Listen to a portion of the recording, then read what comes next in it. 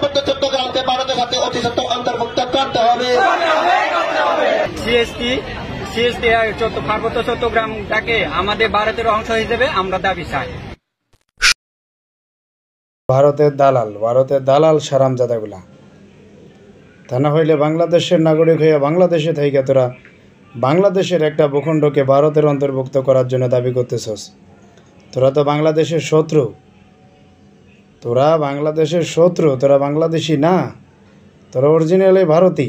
যে ভারত থেকে আসছস, আইসা বাংলাদেশ এখন দখলদার ইসরায়েলের মতো এখন তোরা চাচ্ছ যে বাংলাদেশের একটা ভূখণ্ড ভারতের অন্তর্ভুক্ত করার জন্য।